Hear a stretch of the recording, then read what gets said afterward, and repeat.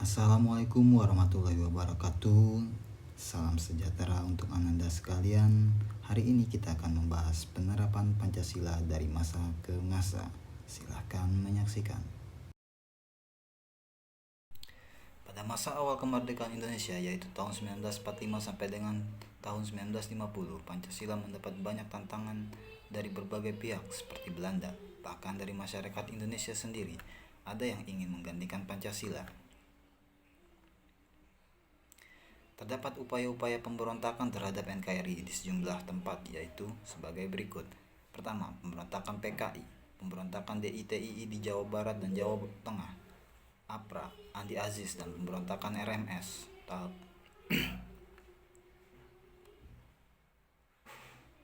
Pemberontakan PKI di Madiun pada tahun 1948. Kota Madiun, Jawa Timur, dijadikan basis pemberontakan pada tanggal 19 September 1948. Musso memproklamirkan berdirinya negara Republik Soviet Indonesia. Tujuan Musso adalah merebut kekuasaan dan mengganti dasar negara Republik Indonesia yang berdasarkan Pancasila dengan komunisme. Tentara RI dengan dukungan rakyat berhasil merebut kembali kota Madiun pada tanggal 30 September 1948. Musso pun tewas dalam sebuah pengepungan pada tanggal 31 Oktober di Semandang, Ponorogo, Jawa Timur. Riwayat singkat Munawar Musso, tokoh pemberontakan PKI di Madiun 1948. Musso atau Paul Musso, bernama lengkap Musso Munawar atau Munawar Musso, lahir di Kediri, Jawa Timur 1897. Madiun, Jawa Timur, 31 Oktober 1948.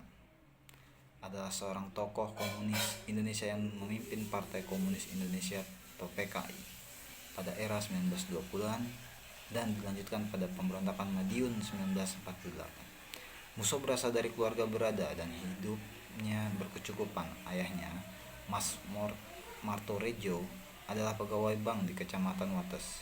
Ibunya mengelola kebun kelapa dan kebun mangga sedari kecil. Musso rajin mengaji di musola di desanya.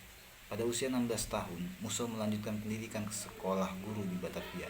Di Batavia, Musso diangkat anak oleh G.A.J. Hazu. Musso juga bertemu Alimin Prawirodirjo yang nantinya menjadi pentolan PKI. Setamatnya sekolah guru, Musso kuliah di kampus pertanian Buitenzorg atau yang sekarang kita kenal IPB, Institut Pertanian Bogor. Versi lain menyebutkan Musso bersekolah di Hogereburger School. Musso juga sempat melarikan diri ke Uni Soviet akibat diburu oleh Belanda. Musso juga dikenal sebagai teman dari Presiden pertama kita, Insinyur Soekarno. Berikutnya adalah pemberontakan DITII di Jawa Barat dan Jawa Tengah pada tahun 1949. Darul Islam atau Tentara Islam Indonesia berniat mendirikan negara dengan dasar Islam. Pada tanggal 7 Agustus 1949, Kartosuwiryo memproklamasikan berdirinya negara Islam Indonesia. Tentara dan pendukungnya disebut dengan Tentara Islam Indonesia atau disingkat TII. Gerakan Darul Islam memiliki pengaruh di daerah-daerah lain setelah Kartosuwiryo memproklamirkan NII di Jawa Barat. Di Jawa Tengah, pasukan Amir Fattah menyatakan bergabung dengan DITII. Amir memproklamasikan berdirinya Darul Islam pada tanggal 23 Agustus 1949. Pemberontakan DITII segera ditumpas oleh tentara yang didukung rakyat Indonesia.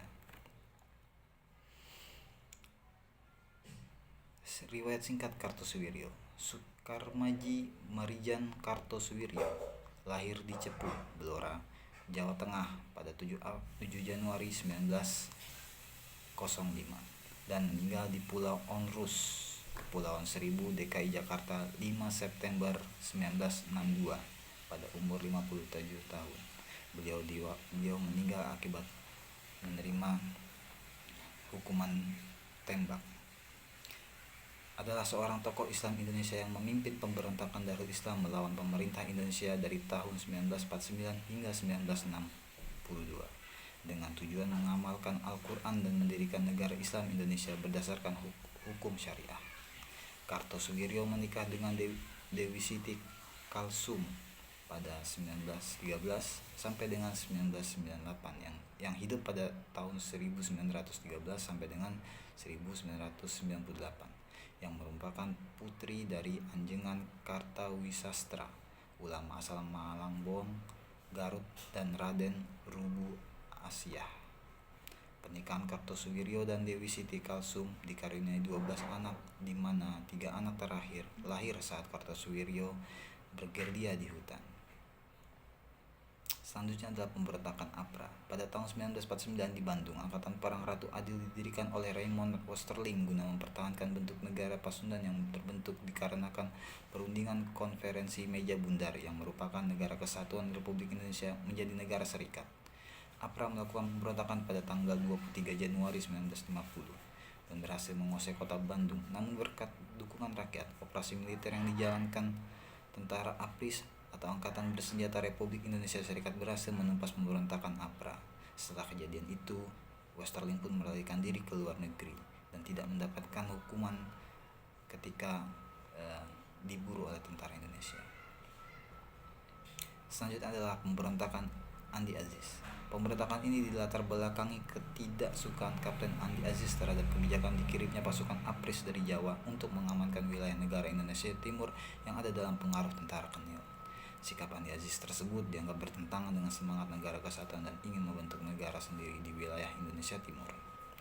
Andi Aziz akhirnya menyerahkan diri pada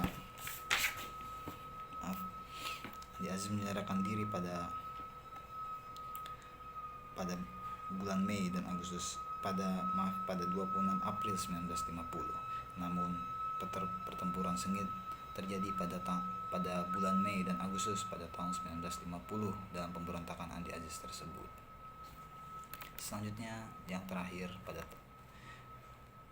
yaitu pemberontakan RMS yang dipimpin oleh Dr. Soumukil. Republik Maluku Selatan atau RMS yang dipimpin oleh Dr. Soumukil, mantan Jaksa Agung Nusa Tenggara Timur.